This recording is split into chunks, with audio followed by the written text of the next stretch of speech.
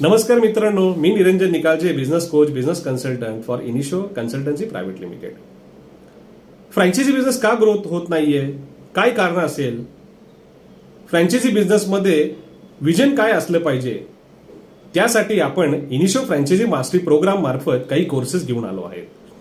ज्यांना स्वतःचा व्यवसाय फ्रँचायझीद्वारे वाढवायचा आहे, ज्यांना दुसऱ्या ब्रँडचा, कुठल्याही ब्रँडचा फ्रँचायझी घेऊन स्वतःचा व्यवसाय चालू करायचा, ह्यांच्यासाठी आम्ही खास इनिशो फ्रँचायझी मास्टरी प्रोग्राम यामार्फत काही कोर्सेस घेऊन आलो आहे.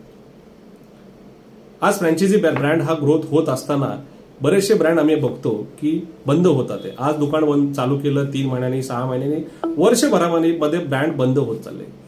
त्याच्या मागचे कारण असे आहेत की एक तर लोकेशनचं कारण आहे, त्यानंतर ब्रँडकडनं support, team, knowledge, education, training, ह्या विविध वेगवेगळ्या गोष्टींमुळे ब्रँड सक्सेस होत नाहीये.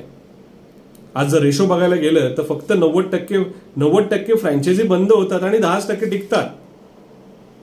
का बरं असं?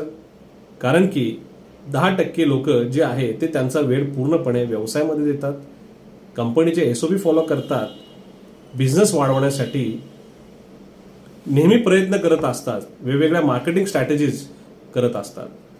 हे झालं फ्रँचायझी कडून झालं. पण ज्यांचा ब्रँड आहे त्यांनी सुद्धा खूप जास्त लक्ष देणं गरजेचं आहे.